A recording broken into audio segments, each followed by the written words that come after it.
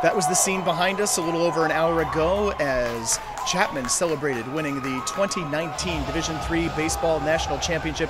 They swept the best of three Division III Championship Series from Birmingham-Southern by the scores of 6-4 and 11-0. Alongside Jim Dixon, I'm Pat Coleman for D3Baseball.com as we wrap up the fifth and final day of the 2019 Division III World Series.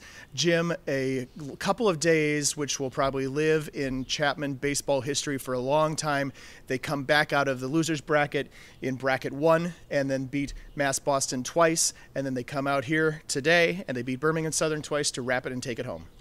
Certainly with the format that they have, all you got to do is win your bracket. So getting an early 1 or 2 game loss is not necessarily a killer for your chances. And we experienced here within 6 hours, Chapman took the field, and 6 hours later, they were carting a trophy off into the post-game press conference. You know, Chapman coach Scott Laverty talked in the post-game news conference about this team. He also talked briefly about some of the players and former players who have followed this team from afar. Of course, they won the 2003 National Championship in Division III. We were reminded that they won a national championship in 1968 as well, and that all 4 members of that infield were watching games from this tournament live online, which to me means they are in their early 70s. That is fantastic. But here's what he had to say about this team and this team's run. We worked. This is my 20th year as a head coach, and believing that you could reach this pinnacle. I mean, we always fought and scratched and tried to do everything we could to get to this point and to be here. Kind of like I said yesterday, you know, to get the chance to play for it, how humbling it is, and I'm a little speechless, and I'm just in awe that we finished it off. And it was a run in which, of course, they finished with the national championship. Jim, one of the big stories at the beginning of the day was the absence of Brad Shimabuku. He did not appear in the starting lineup for Game 1. He's been the starting center fielder all series, obviously, and he's their go-to guy. Chapman got a little bit of a pickup, though, in the first game from his backup. Trevor Mars, who has been a defensive replacement at outfield for them, had a hit and a couple of RBIs. It was just his 4th hit of the year, and RBI numbers 2 and number 3. So certainly he gave Chapman everything that they wanted out of that position in the batting order. And then it was Shimabukuro who was able to come back in the second game. He pinch hit late in the game. He stayed in to play center field. He finished 2 for 2 with a triple, 3 runs batted in and a run scored. And really, you know, the final score of 11-0, obviously, Jim, super deceptive because Chapman was being no-hit through 6 innings. Chapman not only was being no-hit, but they were winning when they took the no-hit pitcher out, and that's quite unusual. It's I could imagine if the thing got on in the way that it was going, you know, Chapman was going to win in a quick contest, 1-0. But they brought their bats out late in the innings. They did. 2 runs in the 7th, 8 runs in the 8th, helped along by some errors on the Birmingham-Southern side. And, you know, Richie Masishia comes in and pitches an inning and 2/3 of relief and did not get a lot of help from his defense. He gave up 8 runs, but only 1 of them was earned. But it was Hannon Malden who started left with the no-hitter intact, but had given up a run on a couple of walks, multiple sacrifices, an unearned run. Nonetheless, he still takes the loss to go to 5-2. Mason Collins, however, fantastic start. And, of course, Tyler Peck in Game 1, a really good start as well. But Mason Collins, he is a guy who was not on the radar for our all-tournament committee when we met in the morning or when we chatted again between games. And the guy throws a complete game shutout 6-hitter and pitches his way on. It's not really uncommon to see a pitcher come out and throw a fantastic game. And certainly Collins did just that. And that's how he earned a spot on the all-tournament team. We talked about Brad Shimabuku. Here's what he had to say about what it took to get him ready and into the second game. I had back injury for the first game. I have to shout out my trainers, Ashley and Phil, helped me get back in the game, told Coach I was feeling good. And, you know, I wanted to be that guy in that moment, so just kind of have to step up. Jim, let's talk about Birmingham-Southern for a second. You know, we talked with Jan Weisberg after the game, and he said that, you know, it was hard to tell. He wouldn't commit as to where this team ranked among the teams that he's coached, and he's been the head coach there for 14 years, basically their entire history in Division III. But he also said some really interesting things about A.J. Hunt, his starting catcher. AJ is the hardest club. And,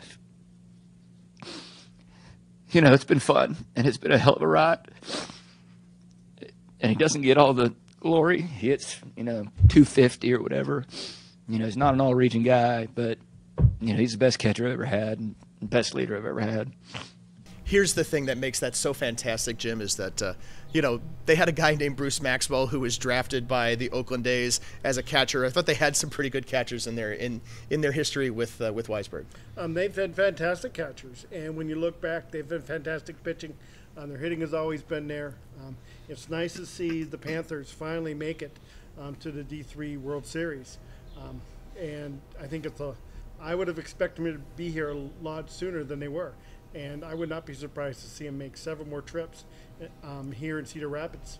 I think that, you know, reflecting on the format of the tournament a little bit, I think this is something that was beneficial maybe to specific teams. I really liked, you know, we didn't love the best of 5 format, but is it interesting or just a fluke that the 2 teams that played in the championship series were also ones that came out of that best of 5 regional?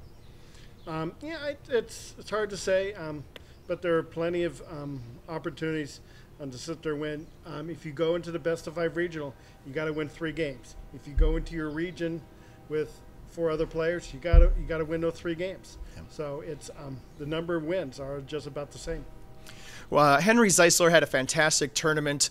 He ended up being named the most outstanding player. Of course, why don't I have these numbers in front of me? It was 14 for 26 with 10 runs scored. 14 for 26 with 10 runs scored. I do have that in front of me. He had a fantastic tournament. We were told that he saw the ball pretty. We'll just have him tell you. He's been telling me that. He said it the first day and it worked. So keep saying it, keep saying the ball well, and you got a good recipe for winning. In the past, Jim, we have published a separate all-tournament team from the official one, but with the opportunity to do something new here in a new place in Cedar Rapids, we approached the organizing committee in the off-season, in fact, and suggested maybe we could do this together. And where we would meet in the middle is our philosophy with all of D3Sports.com sites is you have to name a team that can take the field. So you can't have an all-tournament team that has 5 first basemen and no catcher. Somebody has to play catcher. Somebody has to play second base. I was really happy with how this turned out. I was really happy how the team turned out too. But I think when you look down, you look at the best players, they're all on the all-tournament team. The players did the work for us. It was really easy to choose an all-tournament team because there really were one player at each position that was truly outstanding this weekend. Yeah, there were not a lot of conversations where we had a lot of debate. We basically may have had 4 outfielders for 3 spots, and with another couple of hits from Cole Stedman on Tuesday, maybe we'd be having him on the all-tournament team instead. There are 8 players from Chapman. Chapman, again, really performed well down the stretch. They basically swept the pitching categories. Jonathan Hernandez and Mason Collins as starting pitchers, Cody Turner and Nick Garcia as relievers, and they all really earned those spots. They really did. And talk about the performance from Nick Garcia. He very well could have been the all-tournament outstanding player. He indeed, and I think as the train is going by here in Cedar Rapids, you get a bit of the flavor of that. I think if he had one more save, he might well have. That he is on the all-tournament team indeed. And you can see the entire all-tournament team on the website on d3baseball.com. Jim, just kind of final thoughts here as we wrap up the first year in Cedar Rapids. Obviously, the weather couldn't have been better, and I know the organizing committee worked really hard to provide good weather. Yes, Mother Nature certainly gave us probably one of the best weather periods that we've seen. There was not 1 ounce of rain, and I can say that now that the tournament's over. But it was just, the sun was out, it was shining, it was actually perfect baseball weather. A little bit humid right now, but that humidity held off too. So it's not only did we have a great environment for the fans, but we also had a great field and weather for the baseball players. Yeah, if you have been following TarpCon on our Twitter over the course of the last few Division III World Series, you may have noticed we didn't talk too much about it this time because we came in at TarpCon 3, which is still playable, plenty playable, went to 4 into 5, and we basically stuck at 5 throughout the entire tournament. We suspect that's because Fran Ilia of Cortland was not here. And as much as we like to see Fran, we'd love to see the sunshine. So the 2019 National Championship goes to Chapman. They swept Birmingham-Southern by the score of 11-0 and 6-4. Thanks to everybody here, especially with the American Rivers Conference here as hosting this championship event for the first time. Thanks to the folks here in Cedar Rapids and with the Cedar Rapids Colonels. Thanks to our friends at d3photography.com, Steve Frommel and Larry Radloff for helping us do all sorts of photography things and for providing all of the great photos that you saw on d3baseball.com and 6 of the participating schools, by the way, throughout the course of the week. Thanks to Jim Dixon for being the guy who runs d3baseball.com and allows me to come in and do this final 5% at the end of the season. Really appreciate it. It's really great to have you, Pat. It's always nice to sit there and come and see a little baseball. In fact, I think we're going to expand our staff next year. We made some inroads, so look for a lot more features, a lot more activity next year when we come to Cedar Rapids. Yep, indeed. And of course, even though the play on the field for Division III baseball is over for the season, you know, Division III baseball news is hardly over at all. And of course, so we expect to see a bunch of players taken in the MLB first-year player draft. So keep an eye on d3baseball.com coverage of that as well. For Jim Dixon, I'm Pat Coleman, signing off from Cedar Rapids, Iowa. It's honestly, it hasn't really set in yet. It's an incredible feeling. All these guys, we've been through so much together. We're so tight that it's something that we're going to cherish forever.